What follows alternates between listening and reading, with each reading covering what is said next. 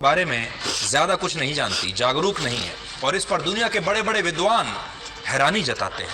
वो कहते हैं कि जब हार्वर्ड जैसे विश्वविद्यालय भी नागा साधुओं पर अध्ययन कर रहे हैं, तब भारत के ज्यादातर लोगों को इनके बारे में पता ही नहीं है। नागा साधु असल में एक विचार है जो खुद को त्यागने से शुरू होता है, और यह त्याग सबसे पहले शरीर का होता है।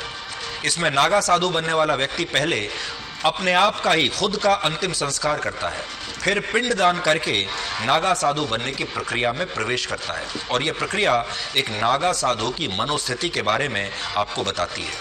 ये एक ऐसी मनोस्थिति है जिसमें व्यक्ति अपने हाथों से स्वयं का अंतिम संस्कार करके अपना पिंडदान कर चुका होता है। नागा साधु भयंकर सर्दी में भी निर्वस्त्र रहते हैं।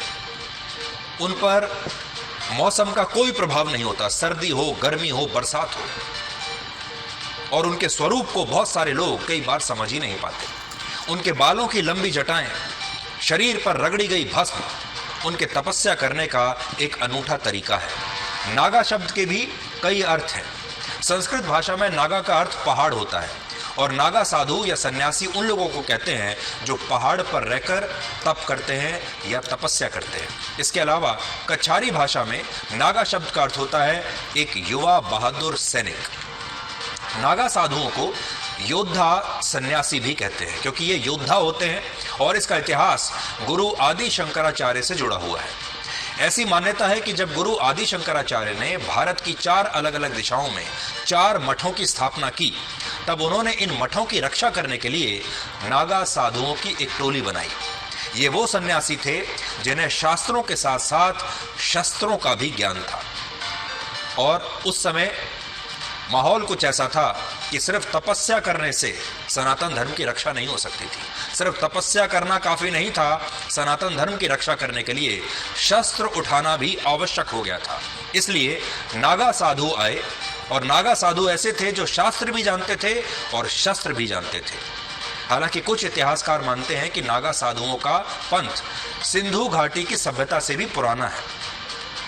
सिंधु घाटी की खुदाई में कई ऐसे प्रतीक चिन्ह मिले जिन पर जटाधारी नागा साधुओं की मुद्राएं बनी हुई है। कुछ पुस्तकों में इस बात का भी उल्लेख मिलता है कि नागा साधु दुनिया के सबसे कुशल योद्धाओं में से एक है।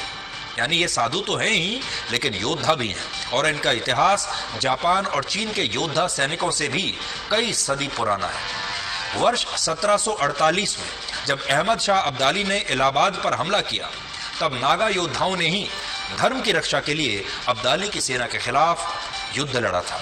इसके अलावा जब भारत आधुनिक बनने के दौर में आया, जब यहाँ सब कुछ हम आधुनिकता के दौर में आए, तब नागा साधुओं की फौज बिखर गई और उन्होंने स्वयं को पूरे संसार से काट लिया।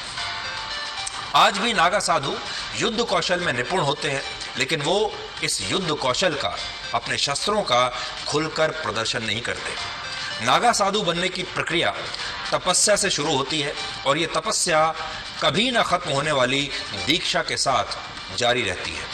भारत में अभी कुल मिलाकर 13 अखाड़े हैं जो उन्हीं युवाओं को नागा साधु बनाने की दीक्षा देते हैं जिनकी आयु 16 से 20 वर्ष के बीच होती है।